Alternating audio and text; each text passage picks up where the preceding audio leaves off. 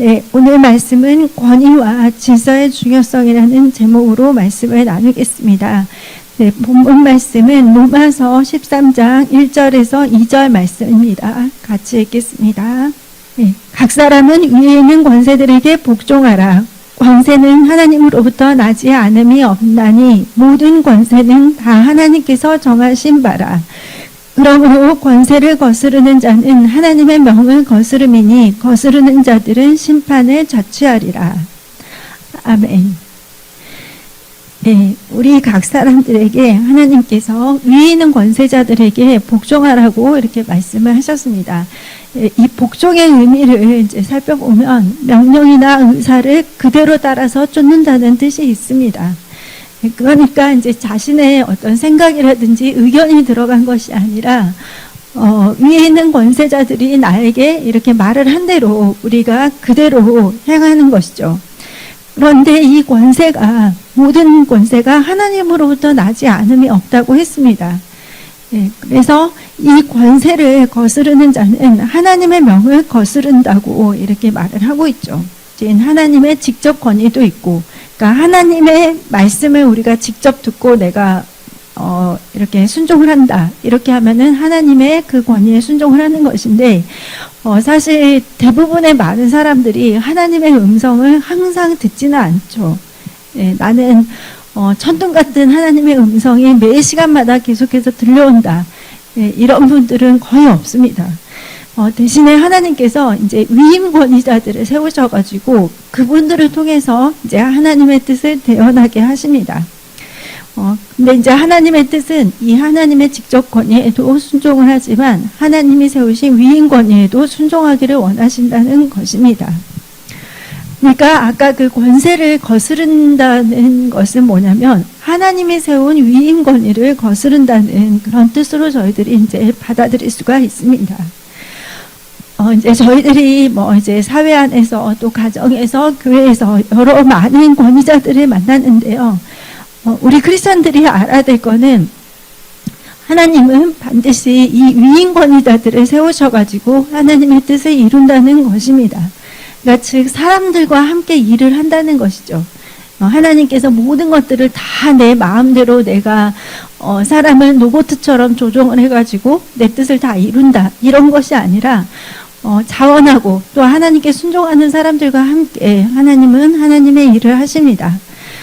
그러면 우리가 접하는 위임 권위들이 어떤 것들이 있는지 가장 가까이에는 이제 가정 안에서 이제 부모님의 권위를 접하고 또 이제 결혼을 했다면 남편의 권위를 우리가 접하죠. 그리고 또 사회 안에 가보면 학교에서는 선생님, 그리고 회사에서는 직장의 상사들, 또 교회 안에서는 목사님들, 또 전도사님들 이런 분들이 계시죠. 그러면 이 시간에는 이제 가정에서의 이 권위에 대해서 권위와 또 이 질서에 대해서 한번 살펴보겠습니다. 가정 안에서 보면은 가장 크게 이제 남편과 아내의 관계가 있습니다. 하나님께서 아담을 만드신 이후에 혼자 사는 것이 좋지 않아서 돕는 배필을 지으셨는데 이제 그 사람이 하와이죠. 창세기 2장 20절에서 21절 말씀을 같이 보겠습니다. 아담이 돕는 배필이 없으므로 여호와 하나님이 아담을 깊이 잠들게 하시니 잠들매 그가 그 갈빗대 하나를 취하고 살로 대신 채우시고 아담을 잠들게 하셔가지고 그의 갈빗대를 취해서 이제 하와를 만드셨는데 저희들이 이제 여기서 좀 알아야 되는 거는 아담과 하와의 관계와 예수님과 교회의 관계를 좀 생각해 볼 수가 있습니다. 아담의 갈빗대를 통해서 하와가 나왔는데 예수님께서 옆구리에 창이 찔리셨죠. 그래서 옆구리에 창이 찔리셔서 물과 피를 다 쏟으시고 돌아가셨는데 이 예수님을 통해서 탄생된 것이 바로 교회입니다. 그래서 이제 우리와 예수님과의 관계를 신랑과 신부의 관계로 그래서 비유를 하는 거예요. 아담과 하와의 관계가 예수님과 교회의 관계로 이렇게 생각을 하시면 됩니다. 그런데 이제 하나님이 말씀하셨죠. 하와를 지은 목적이 아담을 돕는 사람으로 이렇게 세우셨다는 거예요. 그러니까 아담은 하나님이 세우신 위임 권위자이고 이 위임 권위자인 아담을 도와서 함께 하나님의 일을 하는 사람이 바로 하와라는 것이죠. 예. 그런데 이제 이 관계가 좀 달라진 것이 이들이 선악과를 따먹음으로 인해서 달라졌어요. 네, 저희들이 잘 아는 말씀이지만 창세기 3장 16절 17절을 읽겠습니다. 또 여자에게 이르시되 내가 내게 임신하는 고통을 크게 더하리니 내가 수고하고 자식을 낳을 것이며 너는 남편을 원하고 남편은 너를 다스릴 것이니라 하시고 아담에게 이르시되 내가 내 아내의 말을 듣고 내가 내게 먹지 말라 한 나무의 열매를 먹었은즉 땅은 너로 말미암아 저주를 받고 너는 내 평생에 수고하여야 그 소산을 먹으리라. 네, 아담과 하와의 그 타락 이후에 이제 저희들이 잘 알다시피 하나님께서 여자에게는 해산하는 고통을 크게 하신다고 했어요. 근데 사람들이 이 해산하는 고통은 기억을 하는데 그 뒤에 하나님께서 말씀하신 거를 잘 기억을 안 하시는데 그 뒤에 하나님은 뭐라고 하셨냐면 너는 남편을 원하고 다른 성경 버전에는 너는 남편을 사모하고 이렇게 되어 있어요. 너는 남편을 원하고 그리고 남편은 너를 다스릴 것이다. 이렇게 하나님께서 말씀을 하셨어요. 그러니까 여기 뭐 여자분들은 부인하고 싶겠지만 하나님께서 이 아담과 하와의 타락 이후에 남자와 여자에게 주신 말씀이 다른데 여자에게 주신 말씀은 해산의 고통하고 너는 남편을 원하고 사모하게 될 것이고 그리고 남편이 너를 다스린다. 이 말씀을 같이 주신 거예요. 그리고 남자에게는 너는 일평생의 땀을 흘려야 너의 그 소산을 먹을 수 있다. 그러니까 일평생에 일을 해야만 이제 먹고 살 수 있다는 그 말씀을 주신 것이죠. 근데 이제 그 창세기 3장 16절의 그 말씀을 새 번역으로 한번 저희들이 보면은 여자에게는 이렇게 말씀하셨다. 내가 너에게 임신하는 고통을 크게 더할 것이니 너는 고통을 겪으며 자식을 낳을 것이다. 내가 남편을 지배하려고 해도 남편이 너를 다스릴 것이다. 이것이 이제 타락 후에 하나님이 아담과 하와에게 주신 말씀입니다. 그러니까 이제 사실 여자가 그 선악을 알게 하는 나무의 열매를 먼저 따먹고 그거를 남편에게 줬잖아요. 그러니까 이제 하나님께서 이 질서를 좀 바로 잡으신 거예요. 아담이 나의 위인 권위자이고 하와는 돕는 배필로서 이렇게 지으신 것이죠. 그리고 이제 타락 이후에 이제 하나님께서 하와에게 너는 남편을 원하고 남편은 너를 다스린다. 이 말씀을 또 주신 것입니다. 그러면은 이게 구약이니까 그냥 구약에서 딱 끝난다. 그게 아니에요. 그게 딱 구약이라서 구약에서 끝났다 하면은 해산하는 고통도 사실 지금 없어져야 되잖아요. 근데 그렇지가 않거든요. 그러니까 이 모든 말씀이 지금도 그대로 저희들에게 주시는 말씀인 거죠. 신약에서도 근데 남편과 아내에게 주시는 말씀이 있어요. 에베소서 5장 22절에서 25절 말씀입니다. 아내들이여 자기 남편에게 복종하기를 주께 하듯 하라. 이는 남편이 아내 머리됨이 그리스도께서 그의 머리됨과 같음이니 그가 바로 몸의 구주이시라. 그러므로 교회가 그리스도에게 하듯 아내들도 범사에 자기 남편에게 복종할지니라. 남편들아 아내 사랑하기를 그리스도께서 교회를 사랑하시고 그 교회를 위하여 자신을 주신같이 하라. 그러니까 아까 뭐 너는 남편에게 복종해야 된다 이렇게 하니까 남자들은 좋을 수가 있고 뭐 여자들은 안 좋나 그렇게 생각할 수 있는데 절대 그것이 아니고요. 구약에서도 그렇게 말씀하셨지만 신약에 와서도 사실 하나님께서는 여자에게 남편에게 복종을 하기를 주께 하듯 하라 이렇게 말씀하셨습니다. 그리고 이제 남편이 아내의 머리가 된다고 했어요. 그리스도께서 교회의 머리 되듯이. 그러니까 이 남편과 아내의 관계가 계속해서 이제 교회와 예수님과 이 관계로 이렇게 계속해서 하나님이 설명을 해주시죠. 그러면서 또 남편들에게도 이제 또 이렇게 말씀을 하시는 것이 아내 사랑하기를 그리스도께서 교회를 사랑하시고 그 교회를 위하여 자신을 주신같이 하라 이렇게 말씀하십니다. 그러니까 남편이 아내를 어떻게 사랑해야 되냐면 예수님께서 죽기까지 교회를 위해서 죽으셨잖아요. 우리 교회의 탄생을 위해서. 그래서 자신의 목숨을 내놓은 그 죽음에 이르는 그 사랑으로 아내를 사랑하라, 그런 의미입니다. 예. 그래서 예수님께서 생명을 내어주셔서 사랑하셨듯이 이제 그 결과로 교회가 탄생을 했는데, 남편은 그렇게 아내를 사랑을 해야 된다는 말씀입니다. 근데 이게 뭐 창세기 나오고 에베소서만 나왔냐? 예, 골로새서 3장에도 이와 같은 말씀이 똑같이 있습니다. 그러니까 하나님께서 곳곳에서 이렇게 강조를 해놓으신 것이죠. 근데 이제 오늘날의 특히 젊은 친구들의 이런 남녀 관계나 부부의 관계들을 보면은 이제 하나님 말씀에서 한참 떠나서 이런 관계들을 좀 생각을 하더라고요. 예, 그러니까 이제 뭐라 그럴까요? 예, 저도 이제 사실 교회 다니기 전에 남자가 여자를 위해서 전적으로 헌신해야 돼, 이렇게 생각을 했었어요. 그러니까 그게 뭐 어디 학교에서 배우고 이런 건 아니었지만, 이제 TV라든지 그런 것들을 보면은 여자들이 항상 주도권이 더 세고 집안에서도, 그리고 이제 남자들은 절대적으로 여자를 막 여왕처럼 이렇게 떠받드듯이 이렇게 하는 경우들이 많고, 이제 그런 것들을 문화를 접하다 보니까 저도 모르게 남자들은 여자가 원하는 걸 다 해줘야 되고 모든 걸 다 이렇게 해줘야 되나 보다, 이렇게 생각을 저도 했었던 것 같아요. 근데 그거는 제가 성경을 몰랐기 때문에 그렇게 생각을 한 것이죠.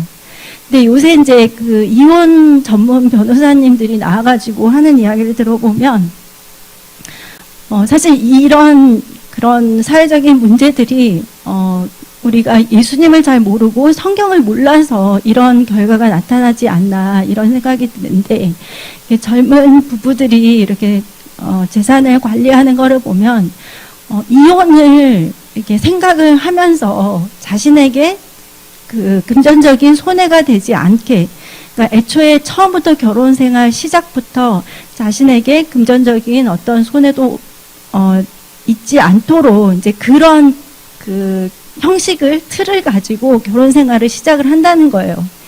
그래서 혼인 신고를 하지 않는다든지, 아니면 재산 분할을 엄청 정확하게 해가지고 소비와 수입과 지출을 정확하게 해서 나중에 이혼을 했을 경우에 이 재산을 공평하게 이렇게 할 수 있는 조치를 애초에 결혼을 시작할 때부터 그렇게 한다고 하더라고요.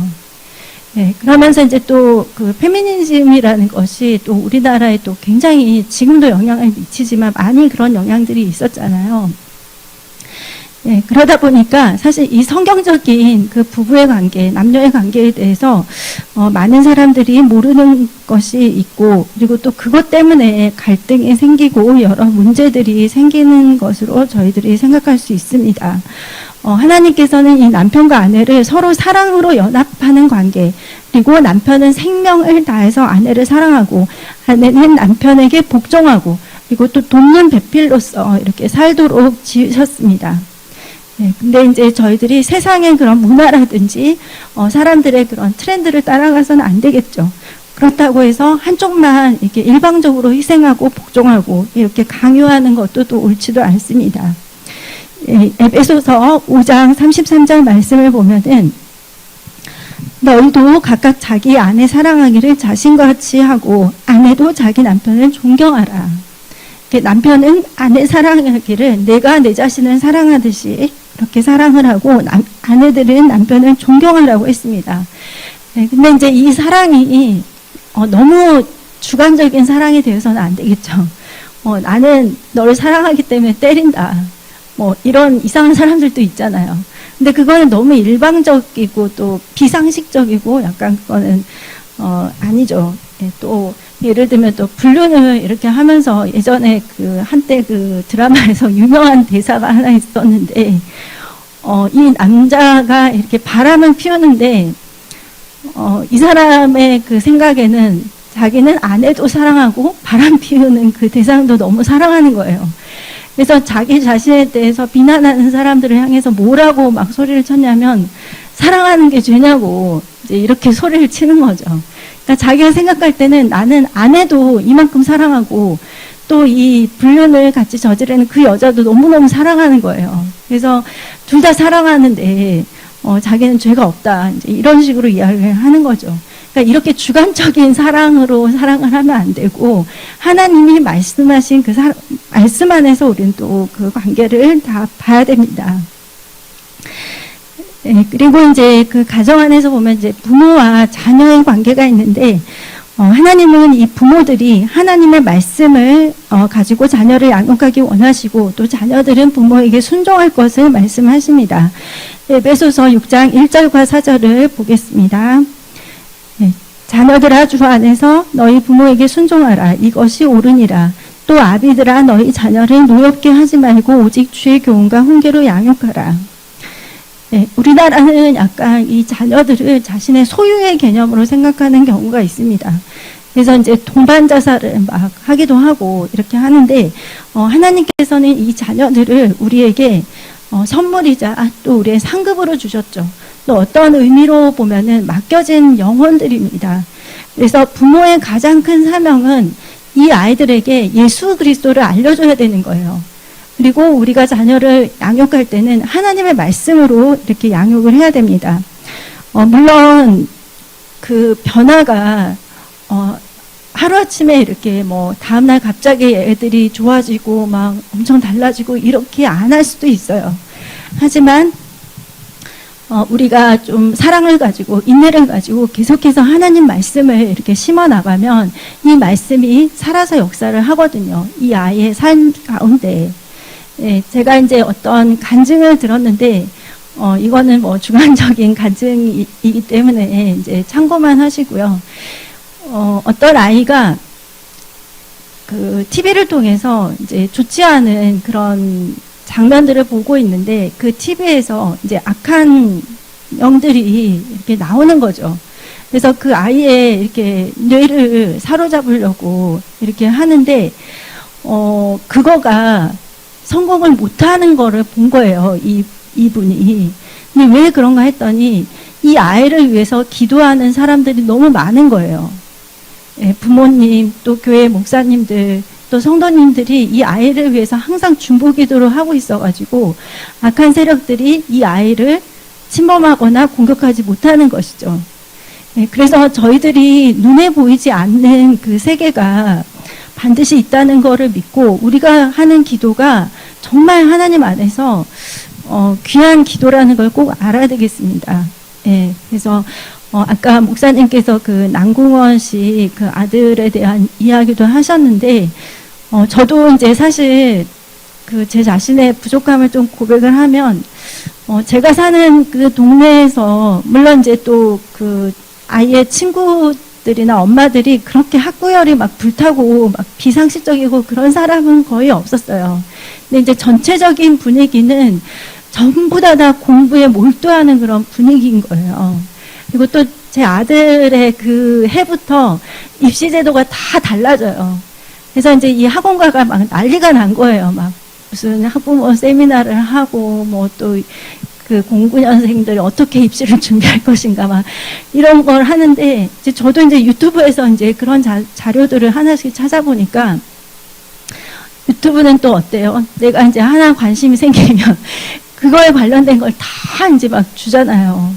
그러니까 제가 어느 순간에 이게 메모리 돼 있는 거예요.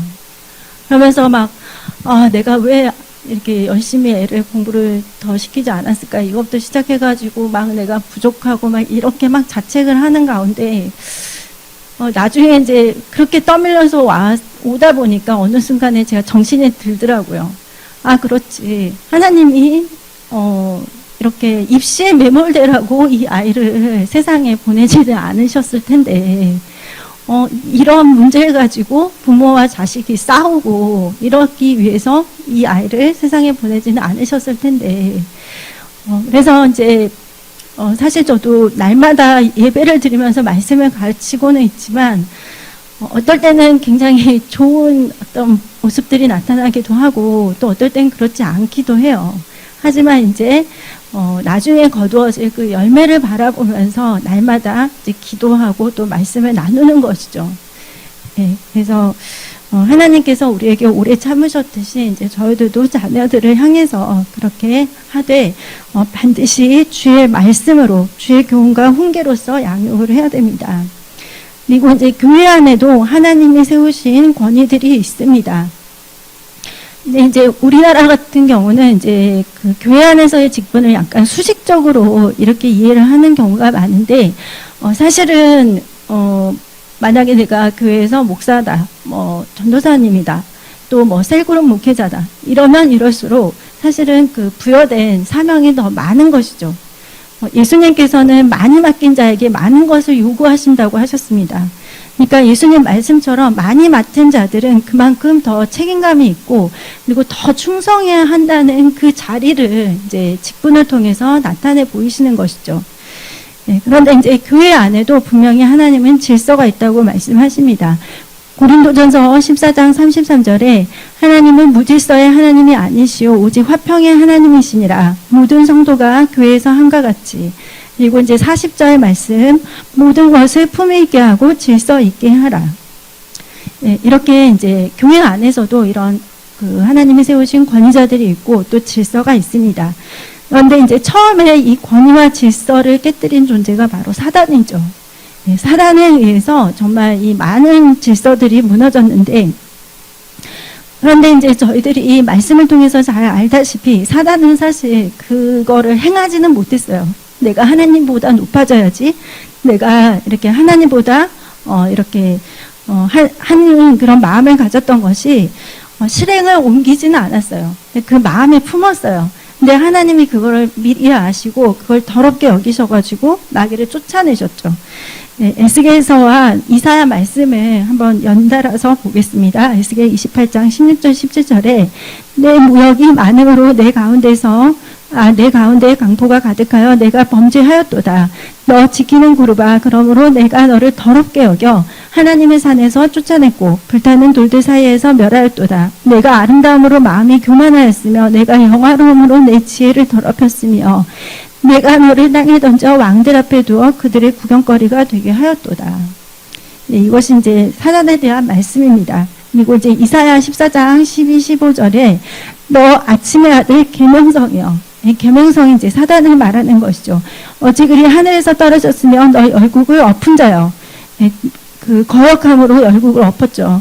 어찌 그리 땅에 찍혔는고. 쫓겨났어요. 하나님의 그 보좌 임재 앞에서 내가 내 마음에 이르기를, 그러니까 사단은 마음에 이 마음을 품고 있었어요. 마음에 이르기를 내가 하늘에 올라 하나님의 뭇별 위에 내 자리를 높이리라. 내가 북극 지폐의 산 위에 앉으리라.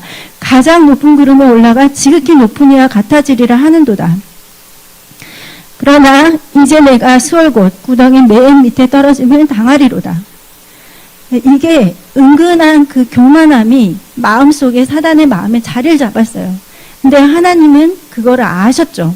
그러니까 그걸 더럽게 여기셔서 사단을 쫓아냈습니다. 네. 근데 이제 사단은 이 거역을 모든 사람들에게 심어주려고 하죠.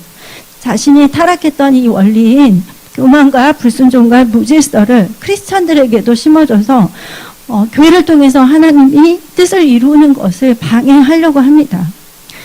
하나님께서는 순종의 사람들을 통해서 하나님의 뜻을 이루기 때문에 사실 하나님 나라에 있어서 최고의 일꾼은 바로 순종하는 사람입니다. 그러니까 이제 하나님은 사람을 차별하지 않으시는 거죠. 나이, 성별, 직업, 학력, 건강, 높고 낮음을 초월해서 하나님은 순종하는 사람을 사용을 하십니다. 그리고 이제 아까도 계속 이야기를 했지만 예수님께서 이제 피 흘려 사신 그곳이 교회인데 예수님은 이제 이 교회의 머리가 되시고 우리는 그 지체가 됐잖아요. 근데 이제 하나님께서는 이 많은 교회들에게 각각 다른 사명을 부여하시고 그리고 그 교회를 향한 비전을 바로 목사님에게 이렇게 계시를 해주십니다. 네, 그래서 이 교회 안에 세워진 권위와 질서를 알고 순종하는 것이 너무 중요합니다. 네, 왜냐하면 하나님은 이 위인 권위자들을 통해서 일을 하시기 때문에. 네, 그리고 이제 저희들이 알다시피 이 기름 부음은 아래에서 위로 흐르거나 옆으로 흐르는 법이 없고 항상 위에서 아래로 흐릅니다. 네, 시편 133편 2절에 머리에 있는 보배로운 기름이 수염 곧 아론의 수염에 흘러서 그의 옷깃까지 내린 같고 네, 아론의 그 머리부터 이렇게 수염까지 그리고 그 옷깃까지 이 기름이 위에서부터 아래로 흘러내리죠. 그래서 모든 교회는 마찬가지입니다. 예. 그래서 이제 질서를 거슬러서 역행하거나 또 다른 방향으로 나아가는 것은 하나님의 뜻이 아님을 우리가 알 수가 있습니다. 그리고 하나님은 교회 안에서 반드시 이 권위에 대한 순종을 보십니다. 예. 제가 이제 계속 이야기를 하다 보니까 이 교회하고 예수님, 또 뭐 아담과 하와 이런 관계들에 대해서 이야기를 했는데, 교회를 이제 예수님께서 그 죽으심으로 교회를 피로 사셨다고 하셨잖아요. 그러니까 이 예수님의 헌신을 통해서 탄생된 것이 이 교회이기 때문에 사실 사단은 이 교회를 파괴하고 그리고 사람들을 흩어놓는 것이 주된 목적이에요. 예수님께서 그토록 사랑하는 이 몸된 교회를 파괴하고 그리고 또 비방하거나 사람들을 다 이렇게 흩어놓는 것이 사단이 좋아하는 일들입니다. 그러니까 내가 나는 의도치 않았지만 나 때문에 내가 뭐 교회에서 이렇게 뭔가 다단계를 하거나 사업 투자를 이렇게 막 하다가 사람들을 실족하게 만들어서 사람들이 이렇게 흩어지고, 근데 예를 들면 이제 이런 것들이 사실은 내가 의도하지는 않았다 하더라도 결국에는 이게 사단의 원리라는 것이죠.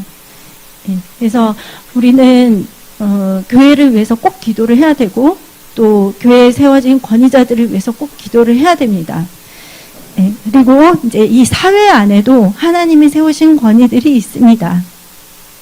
이제 학생들 같은 경우는 학교에 선생님도 계시고 교감 선생님, 교장 선생님도 계시고 또 이제 직장 생활을 하시는 분들은 이제 상사들이 있죠. 그리고 또 우리 사회나 국가 안에 어떤 하나님이 세우신 또 권세자들이 있습니다. 근데 어떨 때 보면은 좀 내 마음에 안 맞는 그런 사람들이 권위자들이 되기도 해요. 하지만 이제 성경은 모든 권위가 하나님께로부터 나왔기 때문에 인간의 모든 제도도 주를 위해서 순종하라고 말씀하십니다. 베드로전서 2장 13, 14절에 인간의 모든 제도를 주를 위하여 순종하되 혹은 위에 있는 왕이나 혹은 그가 악행하는 자를 징벌하고 선행하는 자를 포상하기 위하여 보낸 총독에게 하라. 예. 네, 근데 이제 악한 자들이 권세를 잡는 경우도 있죠. 예, 성경에도 이런 경우가 있습니다. 아합 왕이라든지 또 유다의 아달랴라는 그런 사람이라든지 또 이스라엘의 여러 악한 왕들, 그러니까 그 왕들이 하나님을 대적하고 이렇게 잘못 치리를 할 때 제일 고통받는 사람들은 사실 그 나라 국민들이었어요. 예. 근데 그들이 이제 고통 속에서 부르짖을 때 하나님은 그들의 그 부르짖음을 절대 외면하지 않으시죠. 예. 그러니까 우리는 꼭 기도를 해야 됩니다. 그 나라와 민족과 또 여러 사회의 리더들을 위해서. 그래서 디모데전서 2장 1절 2절에 보니까 그러므로 내가 첫째로 권하노니 모든 사람을 위하여 간구와 기도와 도구와 감사를 하되 임금들과 높은 지위에 있는 모든 사람을 위하여 하라. 이는 우리가 모든 경건과 단정함으로 고요하고 평안한 생활을 하려 함이라. 사는 것이 너무 평안하지 못하고 고통스럽고 이제 이런 경우에 그런 경우가 있다면 기도를 해야 되겠죠. 네, 우리는 크리스찬이기 때문에 기도를 통해서 하나님께 도움을 구하고 또 하나님의 보호를 받을 수가 있습니다. 그리고 이제 베드로전서 2장 17, 18절 말씀을 보겠습니다. 무사람을 공경하며 형제를 사랑하며 하나님을 두려워하며 왕을 존대하라. 사환들아 범사에 두려워함으로 주인들에게 순종하되 선하고 관용하는 자들에게만 아니라 또한 까다로운 자들에게도 그리하라. 예. 하나님께서는 까다로운 자들에게도 순종을 하라고 말씀하셨습니다. 그러니까 왜냐하면은 이 위인 권위에 순종하는 것은 바로 주를 위한 것이기 때문입니다.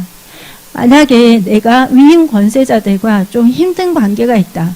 뭐 집에서 부모님과 또 사회에서 뭐 직장 상사들과 또 뭐 학교에서 선생님들과 이렇게 좀 힘든 관계가 있다. 그럴 때는 그 위인 권위자들을 위해서 기도하라는 사인입니다.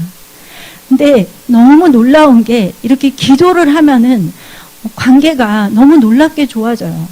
정말 이상한 사람이라 할지라도 그 관계 속에 하나님이 개입을 하시면 너무나 놀랍게 그 관계들이 좋아지게 됩니다. 그러니까 내가 좀 그런 껄끄러운 관계나 힘든 관계가 있다 하면은 내가 아직 좀 기도를 더 해야 되겠구나, 이렇게 생각을 하시면 됩니다. 근데 우리가 왜 그런 권위자들, 또 까다로운 자들, 또 말도 안 되는 그런 어떤 리더들이 있을 수도 있는데, 그런 권위들에 우리가 순복하면서 나아가는 이유가 바로 하나님의 권위를 인정하기 때문에 우리가 그런 위임 권위도 인정하는 것입니다. 예. 그리고 이제 또 우리가 근데 순종의 여부를 분별을 해야 될 때도 있어요. 예를 들면 출애굽기 1장의 산파들, 이스라엘 민족을 이렇게 보존해서 그 혈통을 통해서 예수님이 오셔야 되는데 그거를 방해하는 거잖아요. 이 애굽의 바로가 뭐 사내 아이들을 이렇게 태어나려고 하면 다 죽여라, 그 산파들에게 말을 했는데, 이제 그럴 경우에 이제 산파들이 그 바로의 말에 순종하지 않았죠.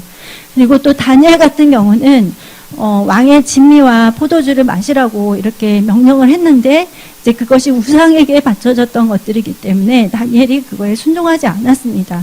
하지만 이제 하나님이 그들을 다 지켜주셨죠. 예. 그리고 또 뭐 믿지 않는 부모님이나 뭐 직장 상사나 나라의 권력자들이 예수를 부인하라고 하거나 믿음을 저버리라고 할 때, 이제 우리는 그런 것들에 절대 순종하면 안 되겠죠. 예. 그래서 우리는 무슨 일을 하든지 인간의 관점이나 세상의 기준으로 생각을 해서는 안 됩니다. 성경의 1.1핵도 땅에 떨어지지 않기 때문입니다. 가정 안에는 가정 안에서 하나님이 세우신 권위와 질서가 있고, 또 사회와 학교, 국가 안에, 또 교회 안에 하나님이 세우신 권위와 질서가 있습니다. 이 안에서 우리는 크리스찬으로서 마땅히 지켜야 할 바를 알고, 또 내 개인의 취향대로 선택적인 순종을 한다든지, 나랑 같은 생각과 뭐 같은 취향이니까 무조건 이 사람은 무슨 잘못을 저지르고 무슨 죄를 지어도 나는 다 이 사람을 따르겠다, 이건 아니잖아요. 예, 선택적인 순종이 아니라 하나님이 보시는 기준으로 저희들은 생각을 해야 됩니다. 그리고 또 인본주의적인 생각도 안 되겠죠. 내 기준과 내 생각과 내 판단이 항상 옳다는 그런 것들은 굉장히 위험한 생각입니다.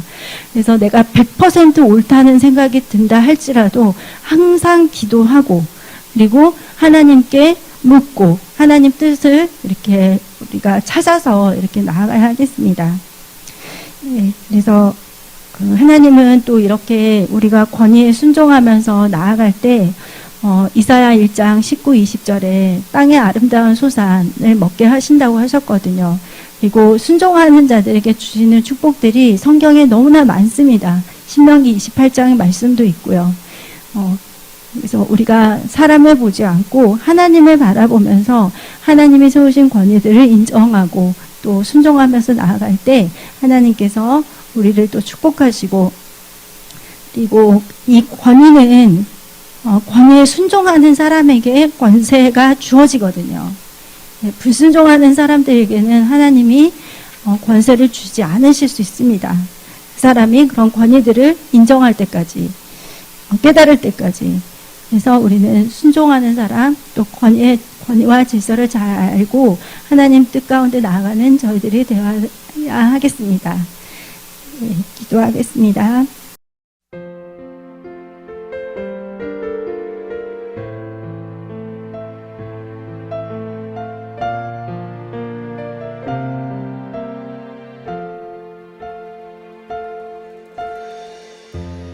나를 사랑하시는 주,